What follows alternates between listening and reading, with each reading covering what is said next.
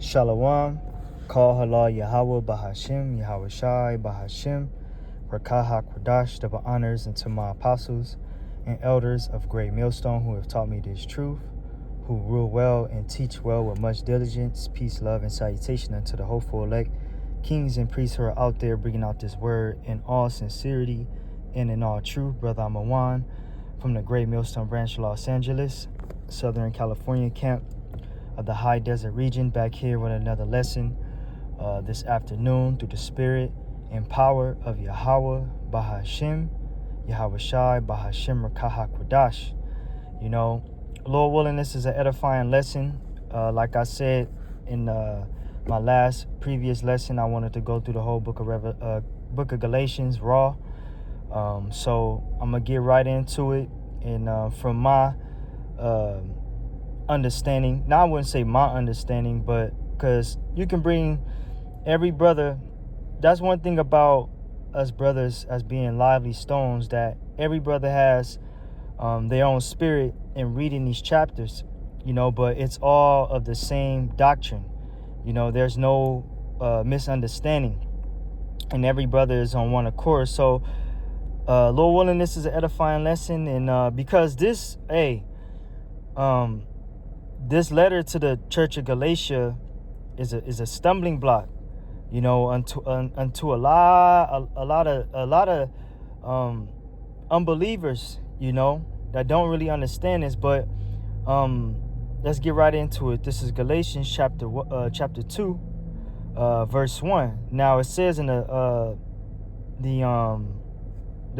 summary right here, the gospel of the uncircumcision. Now, I love to do my videos not instant and fast, you know. So this gospel takes time, you know. When you reading this thing, you don't just read one chapter and think you understand it and get some type of understanding. Because one thing you got to understand, the gospel of the uncircumcision, who is this talking about? Just a quick precept real quick. I got it in my tab right here, in the purple. I want to get that in Jeremiah really fast. Jeremiah 9:26. Trying to hold the camera and do this all at the same time, you know. Lord willing, this all come out just fine.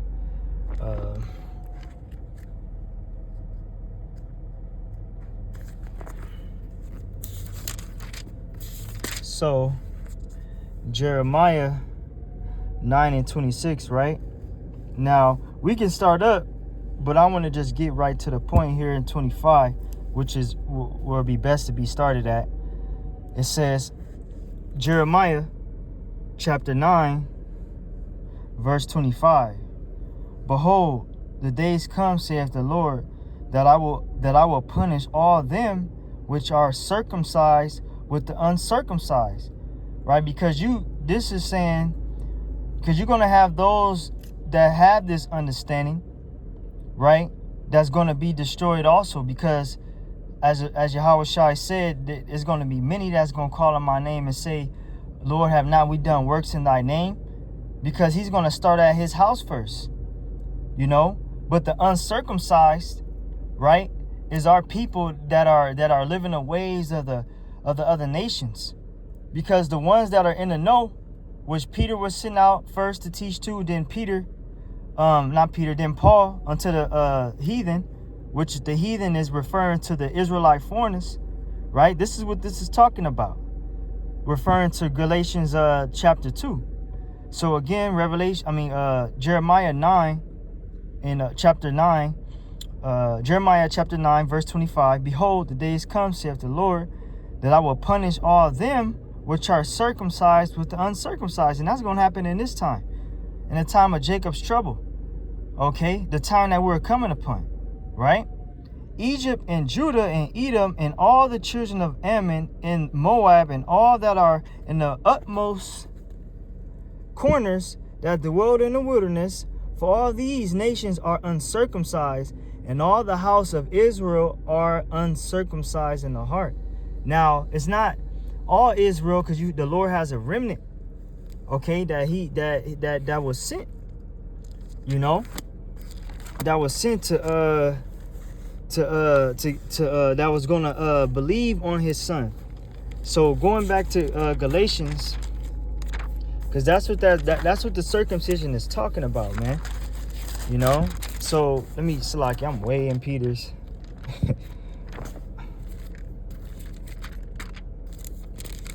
Go back to this. So now finally reading the chapter, right? Galatians chapter 2 verse 1. Then 14 years after, I went up again to Jerusalem with Barnabas, and took Titus with me also. And I went up by revelation, and communicated unto them that gospel which I preach among the Gentiles, but privately to them which were of reputation, lest by any means I should run or had run in vain. Right. Because Paul went unto those which were of a better, which were had more of an understanding amongst those Israelite foreigners that converted unto the gospel. You know what I'm saying? Because he didn't want to just go amongst, you know, those that didn't have no understanding, because you had ranking and order, just like you got ranking and order now. You go to those that you seem as pillars for Yahawashi. That's what Paul perceived in the spirit, you know. So again, verse 1, then 14 years after, I went up again to Jerusalem with Barnabas, and took Titus with me also. And I went up by revelation, and communicated unto them that gospel which I preach among the Gentiles, but privately to them which were of reputation, lest by any means I should run or had run in vain. 10:44. Verse 3, but neither Titus, who was with me, being a Greek, was compelled to be circumcised. And that because of false brethren unawares brought in, who came in privily to spy out our liberty, which we have in Hamashiach, that they might bring us into bondage. And you have that still to this day. You got guys that's come in crept and unawares that's still hanging on to the law. All right? They came in privily to spy out our liberty. They don't even understand the liberty of Yahawashi. They're still trying to, they trying to keep us in bondage. That's why they compelled Titus to be circumcised. You know, but it's not about it's not about that. You know, it's about believing on Yahawashi. You know, and you're gonna have guys that's crept in unawares that's gonna try to spy out the liberty, to whom we gave place by subjection, no, not for an hour, that the truth of the gospel might continue with you. You know, you said Apostle Paul put them in their place. You know, because he's a defense of the gospel. But of these who seem to be somewhat whatsoever they were, it maketh no matter to me. The Most High accepteth no man's person. Right. Those that come in some type of high fashion. Right. Paul's like, but those who seem to be somewhat, whosoever they were, it don't matter. That's what Paul's saying. Like, it don't matter. It make it no matter. The Most High don't accept a man's glory. It's of him. You don't put your works and say that you got it, or so on and so forth. But the falling is at Yahawashi. It says, for they who seem to be somewhat in conference added nothing to me, but contrariwise, when they saw that the gospel of the uncircumcision was committed unto me, as the gospel of the circumcision was unto Peter, for he that wrought effectually in Peter to the apostleship of the circumcision, the same was mighty in me toward the Gentiles. Because they were both pushing the word. You know, Peter unto the southern, which you have scattered in the north too, but mainly to those that came, okay, in the knowing of who they were. But Paul, having those different languages, being able to speak those different tongues, he was a great vessel unto Yahawashi, which I don't understand what guys seem to fail at. The Apostle Paul is a vital man to the body. Come on, man. Like, and Apostle John, like, you wouldn't know about these. You wouldn't even know about half of these things that we're reading if these men didn't write these things. all right, and the men under them that, so on and so forth. We can go on to a whole nother. But anyways, back here in verse 8, verse 9. And when James and Cephas, Cephas, which is Peter, and John, who seemed to be pillars, perceived the grace that was given unto me, they gave to me and Barnabas the right hands of fellowship, that we should go unto the heathen, and they unto the circumcision. Is that talking about Peter going to go preach the gospel to every nation? The heathen? No, it's talking about those that lost their citizenship, those that lost who they were as a nation, because the Lord said in the curses that we were going to discontinue from our heritage and worship wood and stone and have no rest to the soles of our feet, right? We're going to have a yoke upon our neck. We're going to long for our children all the day long. Our life shall hang in doubt amongst these nations. That's what happened. We were going to, a tongue whom thou knowest not shall come upon thee. And when they overtook us, they overtook our language. And we adopted what they were saying. And it just makes you sad when you think about it, but call Allah Yahawashi that he has gave us the names back. But it's a beautiful thing that we got this thing, that the Lord have not forsaken his remnant. But verse 10, only they would that we should remember the poor, the same which I also was forward to do. Which how are you remembering the poor? By putting up videos and shows. Those that are you got poor, you can be poor in the spirit. Lord make you rich in faith. Physically, spiritually, mentally. It says, almost done. It says, Paul charged against Peter, verse 11. But when Peter was come to Antioch, I withstood him to the face, because he was to be blamed. For before that certain came from James, for he did eat with the Gentiles. But when they were come, he withdrew and separated himself, fearing them which were of the circumcision. Right? It says, and the other Jews dissembled likewise with him, insomuch that Barnabas also was carried away with their dissimulation. Right? Because you see how one man can cause a whole body of men to fall by just your leadership. Your leadership has to be very important. How you lead, because Peter, you got to understand, these are men in the flesh.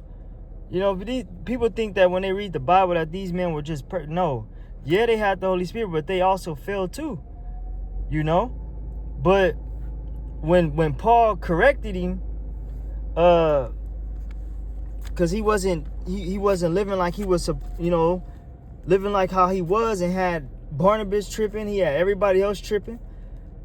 Peter checked him, because the word dissimulation means what? To walk with hypocrisy, to be a stage player, to be an actor, right? So verse 14, it says, but when I saw that they walked not uprightly according to the truth of the gospel, right, I said unto Peter before them all, if thou, being a Jew, livest after the manner of the Gentiles, and not as do the Jews, why compellest thou the Gentiles to live as do the Jews? Right? Because how you gonna say live this way, but you live in that way? That's what Peter was coming at him at. And he was the head. But it's a deeper when you think about Yahawashi, when you think about our Lord, Yahawashi, he actually on a whole nother level, when you think about it, Yahawashi, he actually went amongst these, amongst the Israelite foreigners, and he had a very great conduct, because the scripture say he didn't commit no sin. He was able to go amongst unbelievers and commit no sin. You know what I'm saying? But when Peter was amongst, when he was in Antioch, he was going off. He was peer pressured by the world.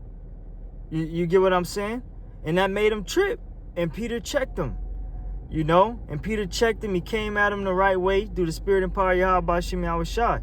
And you got dumbass niggas talk about Peter is not a man of the Lord. Shut your retarded ass up, man. And close the book and go back into the world. Because you don't know what you reading through the spirit and power of Yahawashi. But let's keep going. Because this is raw. This is how I learned. You know? Watching YouTube videos when it was raw like this. It wasn't no theatrics. It wasn't no perks. It wasn't nothing like that. It was just like this. You know, you got different videos, whatever. But anyways, you still got brothers to this day still do shows like this. But it says, verse 15, we who are Jews by nature and not sinners of the Gentiles, knowing that a man is not justified by the works of the law, but by the faith of Yahawashi HaMashiach. Even we have believed in Yahawashi HaMashiach. Salakia, and another thing too, Salakia, if I'm moving a lot, you know, if I got you brothers, it'd be, you know, you can listen to it. But Salakia, the screen is moving and everything.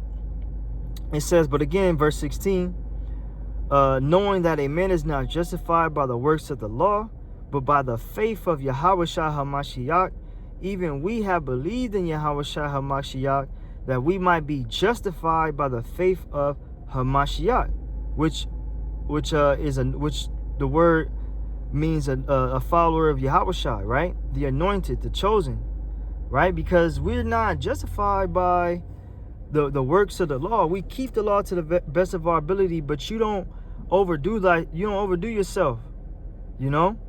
You got to remember that we still in captivity, and that you, half of the things that you break one, you break them all, man. Does that mean you just go commit a law that's worthy unto death? Fuck, just no. Heck no. Neither a lesser sin, you know? Because there's sins unto death and there's sins that are not unto death, right? But in Yahawashi, living in him, because he died for Yahawashi, man. That's the one. All right, it's not about the law no more. So it says, and not by works of the law, for by the works of the law shall no flesh be justified. You know, no flesh shall be justified. Verse 17. But if, while we seek to be justified by Hamashiach, we ourselves also are found sinners, is therefore Hamashiach the minister of sin? The Most High forbid. Right. Because Yahawashi is judging us by grace, man. So again, but if, while we seek to be justified by Hamashiach, we ourselves also are found sinners, is therefore Hamashiach the minister of sin? The Most High forbid. Because you guys are still holding on to the law, man. You know?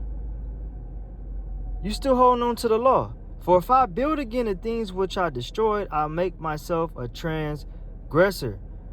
For I through the law am dead to the law, that I might live unto Yahweh.